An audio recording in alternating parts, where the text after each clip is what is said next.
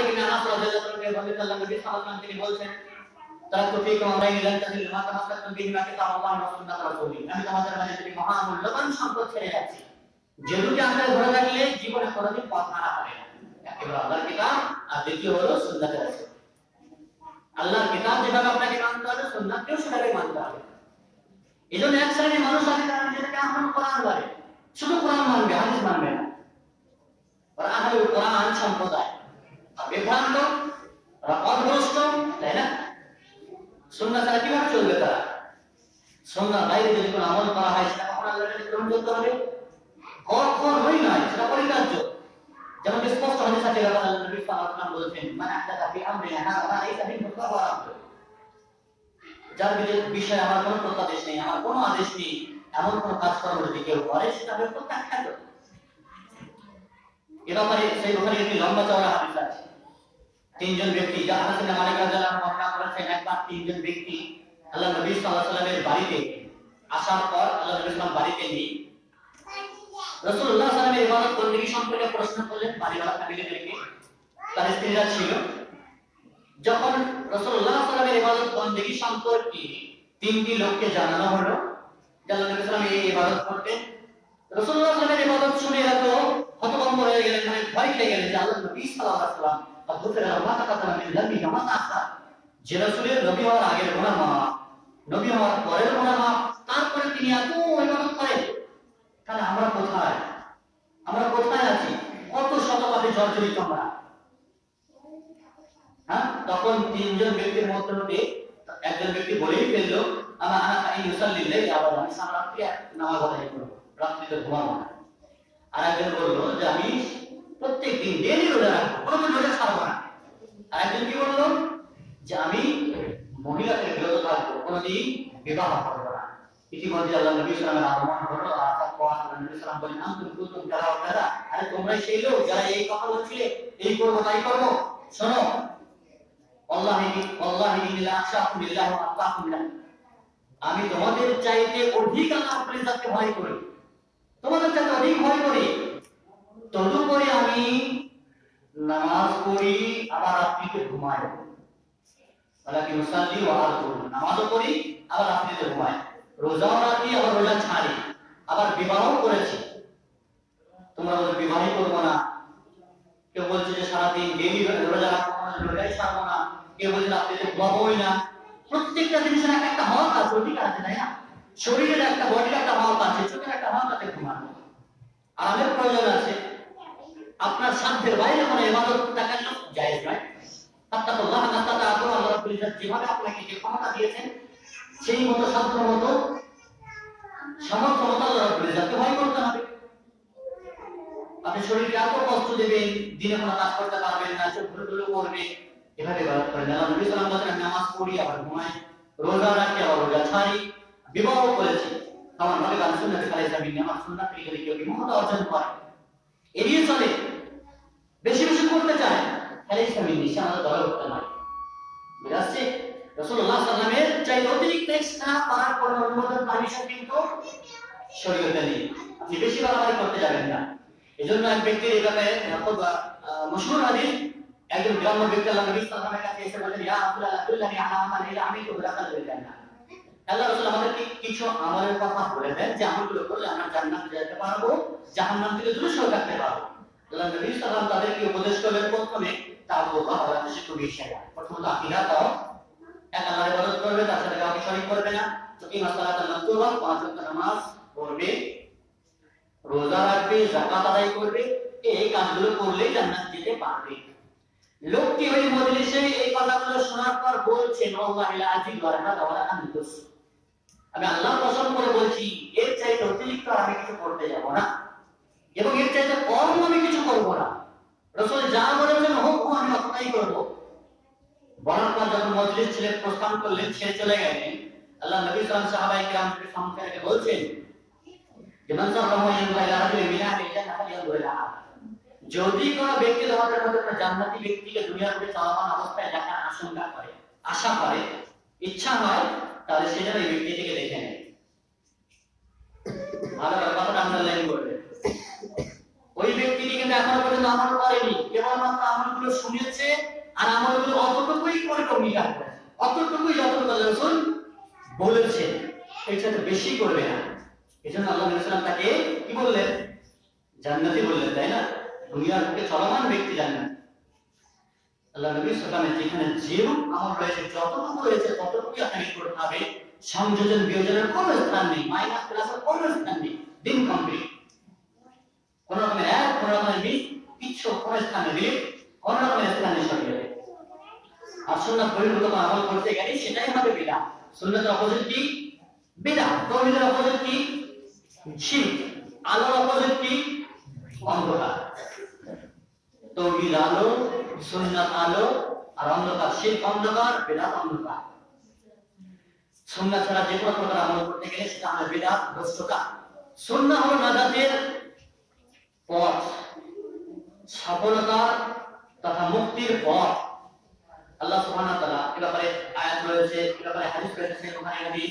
আল্লাহ নবী সাল্লাল্লাহু আলাইহি ওয়াসাল্লাম বলেছেন, কুল্লু উম্মতি ইয়াদখুলুনা জান্নাতা ইল্লা মান আবা। আমার প্রত্যেক উম্মত তারা জান্নাতে প্রবেশ করবে, তবে তারা নয় যারা জান্নাত যেতে অস্বীকার করেছে। সাহাবায়ে কেরামরা বলেন, ইয়া রাসূলুল্লাহ, এমন কেউ আছে আমার ইয়া আবা, কে জান্নাত যেতে অস্বীকার করবে? জান্নাত যদি অস্বীকার করে, কখনো এদিকে জান্নাত পায়? কে অস্বীকার করবে? কোন জিনিসকে অস্বীকার করবে? ফের মান আল্লাহ নবী সাল্লাল্লাহু আলাইহি ওয়াসাল্লাম আতা আলিদা কালাইয়া মান আসানি ফাকাত আদা। যে ব্যক্তি আমার অনুকরণ করলো সে ব্যক্তি জান্নাত যাবে।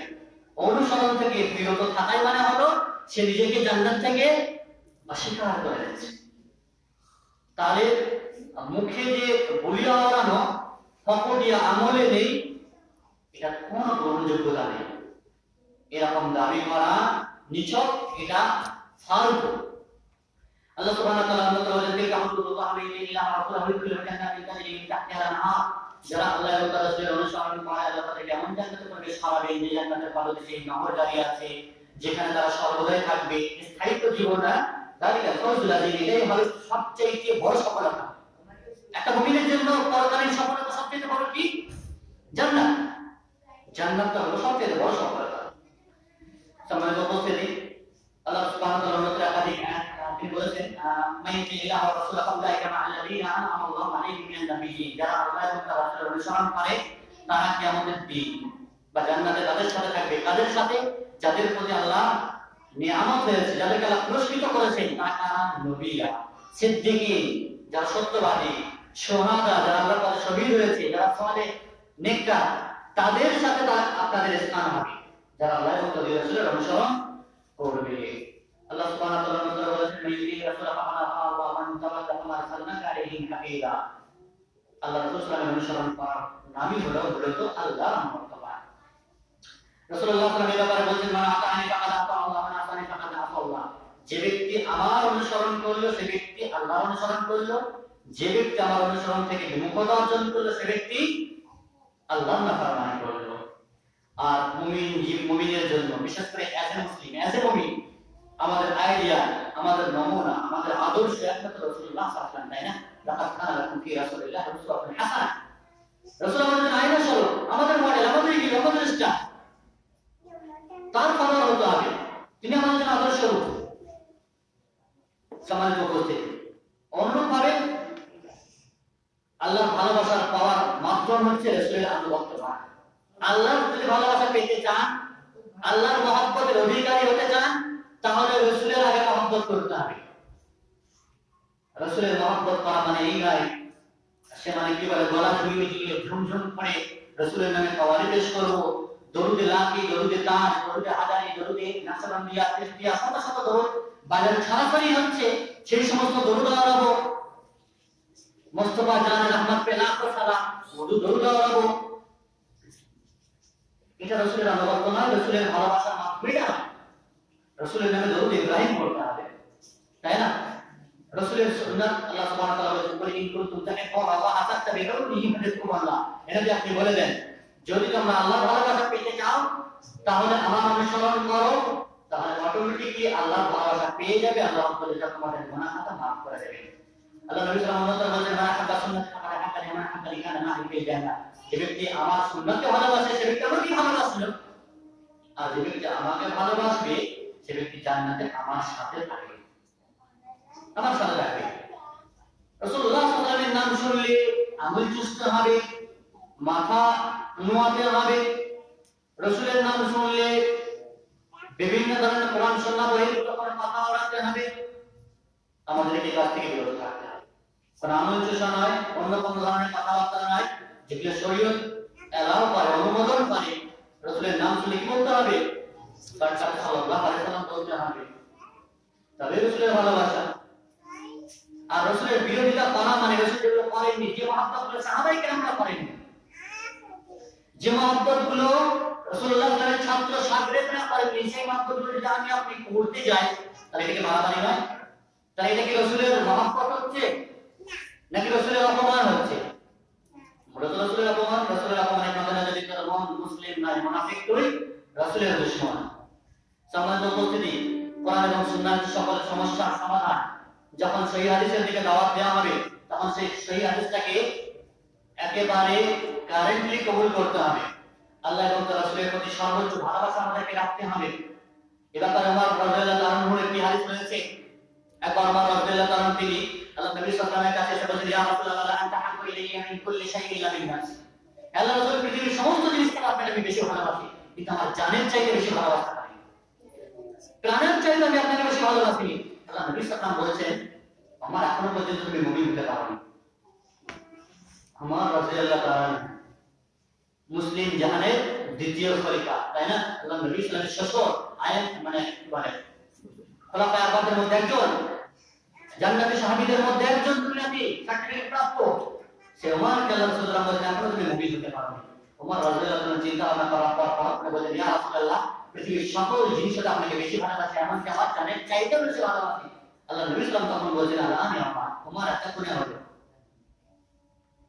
এতক্ষণে সঠিক কথা হলো, এতক্ষণে তুমি মুমিন হলে। বুঝতে পারলাম নিজের জান প্রাণের চাইতে রাসূলকে সবচেয়ে বেশি ভালোবাসতে হবে। আর সম্পর্কে আল্লাহ নবী সাল্লাল্লাহু আলাইহি ওয়াসাল্লাম বলেন, লা ইউমিনু আহাদুকুম হাত্তা আকুনা হাব্বা ইলাইহি মিন ওয়ালিদিহি ওয়া ওয়ালিদিহি ওয়ান নাস আজমাইন। আপনার সন্তান, সন্ততি, পিতা, মাতা, পৃথিবীর সকল মানুষ অপেক্ষা আপনাকে রাসূলকে বেশি ভালোবাসতে হবে। আল্লাহ নবী সাল্লাল্লাহু আলাইহি ওয়াসাল্লাম বলেন, লা ইউমিনু আহাদুকুম হাত্তা আকুনা হাওয়াহু তাআল্লিমা জিতু বিহি। তোমাদের মধ্যে কোন ব্যক্তি যতক্ষণ পর্যন্ত কামেল মুমিন হতেই পারে না, যতক্ষণ পর্যন্ত তার ইচ্ছাটা আমার ইচ্ছার মতো স্বীকার না করবে, আমার কাছে আত্মসমর্পণ না করবে তার ইচ্ছাটা, মানে আমি যা বলেছি সেই ইচ্ছার উপর চলতে হবে। আপনি নিজের তরফে কোনো ইচ্ছার উপরে চলবেন, আপনি মুমিন হতে পারবেন না। সম্মানিত উপস্থিতি, আল্লাহ সুবহানাহু ওয়া তাআলা আল্লাহ রাসূল সাল্লাল্লাহু আলাইহি ওয়াসাল্লামের আনুগত্য যারা পরিহার করবে, বিরোধিতা করবে, বর্জন করবে, তাদের সমস্ত আমল-নামা বাতিল হবে, বরবাদ হবে। আল্লাহ বলে যাদের ভাষায়, ইয়া আইয়ুহাল্লাযীনা আমানু আতিউল্লাহ ওয়া আতিউর রাসূল ওয়া লা তুবতিলু আ'মালাকুম। আল্লাহ সুবহানাহু ওয়া তাআলার আনুগত্য করো, তার রাসূলের আনুগত্য করো, আর তোমাদের আমল-নামাগুলোকে বরবাদ আর বাতিল করে দিও না। প্রিয় ভাই সকল, রাসূল সাল্লাল্লাহু আলাইহি ওয়াসাল্লামের অনুসরণ কি করা হয়েছে? হ্যাঁ, বলতে পারেন না, বলতে আমি একটা সরিয়ে দিই, একটা সরিয়ে দেন না, বন্ধ করা আছে, বন্ধ করা। আল্লাহ নবী সাল্লাল্লাহু আলাইহি ওয়াসাল্লামের কিভাবে করতে হবে? একবার আল্লাহ নবী সাল্লাল্লাহু আলাইহি ওয়াসাল্লাম একটা সোনার আংটি তৈরি করলেন, সোনার আংটি তৈরি করলেন। দেখো দেখি সাহাবায়ে কেরামরা সোনার আংটি তৈরি করলেন। আল্লাহ নবী সাল্লাল্লাহু আলাইহি ওয়াসাল্লাম বলেন, ইন্নী আতাখাসতু খাতাম মিন যাহাব। আমি একটা সোনার আংটি তৈরি করেছিলাম, ফেলে দিলাম। ইন্নী লান আলবাসাহু আবাদা, আমি সোনার আংটিটা পরব না। দেখা দেখি সাহাবায়ে কেরামরা ছুঁড়ে ফেলে দিলেন। এটাই হলো অনুকরণ। রাসূল ছুঁড়ে ফেলে দিয়েছেন, তো আমাদেরকে ফেলতে হবে। এই নয় যারা সোনার আংটিটা আছে এটাকে বেঁচে খাবো, কিছু উপকার পাবো। ঠিক অনুরূপ একটি হাদিস আল্লাহ নবী সাল্লাল্লাহু আলাইহি ওয়াসাল্লাম এক ব্যক্তির হাত থেকে সোনার আংটিটা ছুঁড়ে ফেলে দিয়েছিলেন। আল্লাহ নবী সাল্লাল্লাহু আলাইহি ওয়াসাল্লাম চলে গেলেন। চলে যাওয়ার পর লোকেরা বলছে, আরে আল্লাহ নবী সাল্লাল্লাহু আলাইহি ওয়াসাল্লাম তো চলে গেছেন, আংটিটা তুলে নাও। আর পড়বে না কখন বিক্রি করে তার মূল্য পেতে পারবে, নষ্ট কেন করবে? আল্লাহ নবী সাল্লাল্লাহু আলাইহি ওয়াসাল্লাম বলেন, আইয়াকুম রাহমাতুল্লাহি মিলা জান্নাতি বিনা, কেউ কি চায় জাহান্নামের আগুন জান্নাত সেটা গায়ে রাখো, ভরে রাখো? তখন সেই ব্যক্তিরা বলছে, আমি কখনোই আর করবো না। যে জিনিসটা আল্লাহ নবী সাল্লাল্লাহু আলাইহি ওয়াসাল্লাম ছুঁড়ে ফেলে দিয়েছেন সেটা আমি কখনোই গ্রহণ করব না। এটাই হলো অনুসরণ। কিন্তু আমাদের স্বার্থ, আমরা এখন করে নিই, পরে দেখা যাবে, এখন মেনে নিই। রাসূলুল্লাহ মানা করেছেন, যেটা আছে সেটা তো আমরা মেনে নিই। আল্লাহ নবী সাল্লাল্লাহু আলাইহি ওয়াসাল্লামের প্রিয় মদ যখন হারাম হয়েছে, স্পষ্ট হবে যাদের ঘরে যেভাবে মদ ছিল সেভাবে মিটে দিয়েছে। এটা হচ্ছে অনুসরণ। এই কিছুটা আছে তারা খেয়ে নিয়ে এরপর থেকে আর খাবো না, বিড়ি কিছুটা আছে দোকানে বিক্রি করছি, যেটা আছে তারা সেটা বিক্রি করে নি, বা যেটা আমার কাছে ভুল আছে খৈনি আছে এটা খেয়ে নিই, এরপর আর খাবো না, এটা অনুসরণ। সম্মানিত উপস্থিতি, অনুরূপভাবে হাদিস বর্ণনা করার ক্ষেত্রে সতর্কতা অবলম্বন করতে হবে আমাদেরকে। যে কোনো হাদিস, যে কোনো সুন্নাহ প্রচার প্রসারের ক্ষেত্রে রাসূলের ইত্তেবা অনুসরণ অত্যন্ত করার ক্ষেত্রে সতর্ক, এবং ভুল ভেজাল যেন না হয় সেক্ষেত্রে সতর্ক, এবং ভেজাল সুন্নাহ ভেজাল হাদিস যেন প্রচার প্রসার না হয়, আমার মাধ্যমে ফরওয়ার্ড না হয় ফেসবুক অনলাইন ভাইরা আমাদের অত্যন্ত সতর্ক হতে হবে। আপনি আম মানুষ, আপনি যাচাই বাছাই করেন না কোন হাদিস ছেড়ে ছুড়ে দিকে। এক ব্যক্তি লিখেছেন যে সেই বুখারী হাদিসে বিভিন্ন হাদিসের রেফারেন্স দিয়েছে যে আল্লাহ নবী সাল্লাল্লাহু আলাইহি ওয়াসাল্লামের যুগে মসজিদে চেয়ার থাকা সত্ত্বেও তিনি চেয়ারে নামাজ পড়েননি, চেয়ারে নামাজ পড়েননি। হাদিস রয়েছে চেয়ার থাকা সত্ত্বেও মসজিদে চেয়ারে নামাজ পড়েন, অথচ এই চেয়ার শব্দগুলো হাদিসে নেই। একটা আম মানুষ অনলাইন শেয়ার করছে যে হাদিসের রেফারেন্স দেওয়া আছে, আমি ভাই কমেন্টে লিখলাম এটা হাদিসের কথাই নয়, মূল হাদিসে ভাবে নেই, রাসূলের যুগে চেয়ার ছিল মসজিদে কথাই নেই। তাহলে কিভাবে সুন্নাহকে ভেজাল যুক্ত করার চেষ্টা করেছে? চেয়ারে পড়া যাবে না, তো সেটাকে মানার জন্য একটা রেফারেন্স দিয়ে দিল সেই বুখারী বা অন্য কিছু। বিবরিত কথা আমি মানে এখানে বানাই সেটা কুল্লি কথা আমি আল্লাহ নবী সাল্লাল্লাহু আলাইহি ওয়াসাল্লাম মানুষের মৃত্যু পাওয়ার জন্য এত খুবই যথেষ্ট, সে যা শোনে তাই প্রচার করে, কোন যাচাই বাছাই নেই, তদন্ত নেই, পরীক্ষা নিরীক্ষা নেই। ইয়া আইয়ুহাল্লাযীনা আমানু জাআকুম ফাসিকুন বিনাবাইয়িন ফাতাবায়্যান, যে কেউ কোনো খবর দিলেই মেনে নিতে হবে এমন নয়, ফাসিক কোনো খবর দিলে আগে যাচাই বাছাই করতে হবে। সম্মানিত উপস্থিতি, যুগে যুগে ইত্তেবায়ে রাসূল সাল্লাল্লাহু আলাইহি ওয়াসাল্লাম বা সুন্নাতের অনুসারীরা যারা অগ্রবর্তী, যারা আহলে সুন্নাত ওয়াল জামাত, যারা সালাফে সালেহিন, যারা আহলে হাদিস, তারা বিশেষ করে সুন্নাতকে আঁকড়ে ধরেছে। রাসূলুল্লাহ সাল্লাল্লাহু আলাইহি ওয়াসাল্লাম জীবনের প্রত্যেকটা ক্ষেত্রে তাদেরকে অগ্রাধিকার দিয়েছে। খোলাফায়ে রাশিদিনরা ছিলেন এই বিষয়ে সবচেয়ে অগ্রগণ্য। আলাইকুম বিসুন্নাতি ওয়া সুন্নাতিল খোলাফায়ে রাশিদিন। আল্লাহ নবী সাল্লাল্লাহু আলাইহি ওয়াসাল্লাম বলেছেন আমার সুন্নাতকে আঁকড়ে ধরো, আর আমার খোলাফায়ে রাশিদিনদের সুন্নাতকে আঁকড়ে ধরো, তাই না? ওয়া'আদু আলাইহা বিন নওয়াজিজ, দাঁতের মারি দিয়ে যেমন কোন জিনিসকে শক্তভাবে ধরা হয়, এভাবে শক্ত করে আমার সুন্নাতকে ধরে রাখো। ওয়া ইয়্যাকুম আন মুহদাসাতিল উমুর, আর বিদআত থেকে বেঁচে থাকো। সম্মানিত উপস্থিতি, যুগে যুগে শত শত ইহুদি খ্রিস্টানদের মাঝে যেভাবে ভাগ হয়েছে, মানুষ দলে দলে বিভক্ত হয়েছে, আল্লাহ নবী সাল্লাল্লাহু আলাইহি ওয়াসাল্লাম বলেছেন যেমন ইহুদিরা 71 দলে বিভক্ত হয়েছে, তাই না? ইফতারাকাত ইয়াহুদ আলা 71 ফিরকা, 71 দলে বিভক্ত হয়েছে। 70টি দল জাহান্নামে যাবে, একটি দল জান্নাতে। নাসারা খ্রিস্টানরা 72টি দলে বিভক্ত হয়েছে, 71 ফিন্নার, 71টি দল জাহান্নামে যাবে, একটি তাদের মধ্যে জান্নাতে যাবে। ইহুদি খ্রিস্টানদের মধ্যে যে ইহুদি মুসলমানের শরীয়ত অনুসরণ করে, যে খ্রিস্টান ইসলামের শরীয়ত অনুসরণ করেছেন, সে একটি দল জান্নাতে যাবে না, যাবে না। এমন নয় যে সমস্ত ইহুদি জাহান্নামে চলে যাবে, সমস্ত খ্রিস্টান জাহান্নামে চলে যাবে, এমন না। একটা দল তাদের মধ্যে জান্নাতে যাবে। অনুরূপভাবে আমার উম্মতের মধ্যে নবী সাল্লাল্লাহু আলাইহি ওয়াসাল্লাম 77 পারা উম্মত যারা আলাইহিম ওয়াসাল্লাম এই একটি খাবান 73টি দল হবে, যার মধ্যে 72টি জাহান্নামে যাবে, একটি দল জান্নাতে। তারা কারা? কিলা মান ইয়া রাসূলুল্লাহ, ক্বালা আল জামাআহ অথবা মা'না আলাইহি ওয়া আসহাবি, যে দলের উপর আমি আছি এবং আমার সাহাবায়ে কেরাম আছে, এই দলটি জান্নাতে যাবে। সম্মানিত উপস্থিতি, মুমিনের জন্য রাসূলুল্লাহ সাল্লাল্লাহু আলাইহি ওয়াসাল্লামের ইত্তেবা অনুসরণ আনুগত্য করার হচ্ছে, এর গুরুত্ব হচ্ছে অপরিসীম। জান্নাত লাভের একটি মাধ্যম, ইবাদত কবুল হওয়ার একটি মাধ্যম, অনুরূপভাবে আল্লাহকে ভালোবাসার একটি মাধ্যম, তাকওয়া অর্জনের একটি মাধ্যম, পূর্ণ মুমিন হওয়ার একটি মাধ্যম। অতএব এই মাধ্যম, এগুলো হচ্ছে ইত্তেবা করলে তবে রাসূলুল্লাহ সাল্লাল্লাহু আলাইহি ওয়াসাল্লামের অনুসরণ আনুগত্য করলেই তবে এই ফেসিলিটিগুলো পাওয়া যাবে। যুগে যুগে একাধিক সাহাবায়ে কেরামরা যারা আমরা অগ্রবর্তী ছিলেন, সাহাবায়ে কেরামদের মধ্যে যদি দেখি খোলাফায়ে আবু বকর, ওমর, উসমান, আলী, আয়েশা রাদিয়াল্লাহু আনহা, একাধিক সাহাবায়ে কেরাম যারা কি ছিলেন রাসূলুল্লাহ সাল্লাল্লাহু আলাইহি ওয়াসাল্লামকে পুঙ্খানুপুঙ্খভাবে তারা অনুসরণ আনুগত্য করেছিলেন। তাবেঈনদের মাঝে যদি দেখেন সাঈদ ইবনে মুসাইয়্যিব, যে বিখ্যাত তাবেঈ, আবু বকর ইবনে জুবাইর, সুলাইমান বিন ইয়াসার, অনুরূপভাবে তাবেঈদের মধ্যে যদি দেখেন ইমাম আবু হানিফা রাহিমাহুল্লাহ, নুমান বিন সাবিত জান্নাতুল, সুফিয়ান সাওরী, নাফি, মালিক ইবনে আনাস, এবং মুহাদ্দিসদের মাঝে রয়েছে ইমাম শাফিঈ রাহিমাহুল্লাহ, ইমাম মালিক রাহিমাহুল্লাহ, ইমাম আহমদ বিন হাম্বল রাহিমাহুল্লাহ, এনারাও রয়েছেন। তো মোট কথা, এবং সুন্নাতের অনুকরণ করতে হলে, রাসূলুল্লাহ সাল্লাল্লাহু আলাইহি ওয়াসাল্লামের ইত্তেবা অনুকরণ করতে হলে আমাদের আলোচনা যতটা শুনলাম, সাথে সাথে আমাদেরকে কিছু লেখকের পুস্তক পুস্তিকাগুলোকে স্টাডি করতে হবে। আর যারা পড়েছেন তাদের সম্পর্কে আমরা জানলাম। বিশেষ করে সেই সমস্ত গ্রন্থের দ্বারস্থ আপনাকে হতে হবে সহিহ বুখারী, সহিহ মুসলিম, আবু দাউদ, তিরমিজি, নাসাই, ইবনে মাজাহ, মুওয়াত্তা, ইবনে খুজাইমা, রিয়াজুস সালিহিন, বুলুগুল মারাম, আল্লাহ আল-বানী আমাদের যে গ্রন্থ রয়েছে এই গ্রন্থগুলো আপনাকে পড়তে হবে। তাহলে আমরা রাসূলুল্লাহ সাল্লাল্লাহু আলাইহি ওয়াসাল্লামের অনুসরণ আনুগত্য করতে পারবো।